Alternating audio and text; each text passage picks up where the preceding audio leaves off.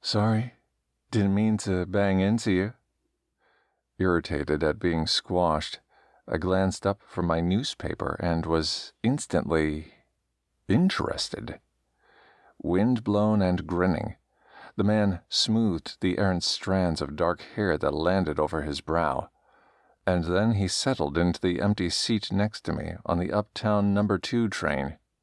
Green eyes framed by ridiculously long, thick lashes sparkled at me, and a charmingly crooked smile crept over his face, a face chiseled by the gods of fabulous cheekbones and perfect chins. Twin dimples winked at me. What the hell?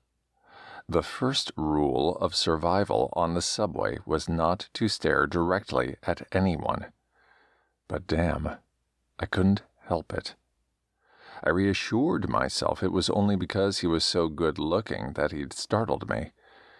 I wasn't used to seeing model-like perfection on the Uptown 2 during Monday morning rush hour, or at any time for that matter. Am I naked? I blinked, brought back to reality by his low chuckle of amusement. Excuse me? You're staring at me, so either I'm naked. He paused, and I sensed he had a flair for the dramatic, or you'd like me to be. Heat flared in my belly and shot up my face. I don't know what the hell you're talking about. No, you're not naked, and no, I'm not interested in seeing you get to that point. Dirty liar. Yes, you are. Pity. Now he was the one staring, and though I returned to my newspaper, the words blurred before me. I sensed his probing gaze and finally set my paper on my lap. Do you mind? I don't know. Do I? That cheeky grin returned. Guess it all depends on what you have in mind. You're staring at me. It's annoying. I waved my hand in the air between us. And I'd like to read my morning paper. It's Monday. Didn't anyone ever tell you it's important to ease into the week? No. I lifted the paper again, effectively ending our conversation. I'd been taking the train to work for over 15 years, and never had I engaged in a conversation with a stranger. This was New York City.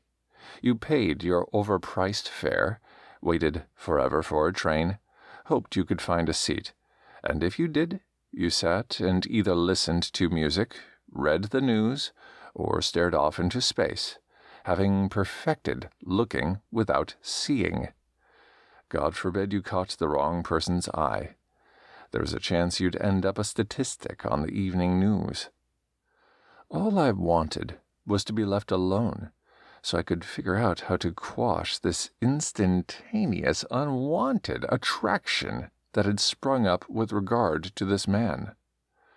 I shifted, a vain attempt to put extra space between us, but the seats were too narrow, and neither of us was small.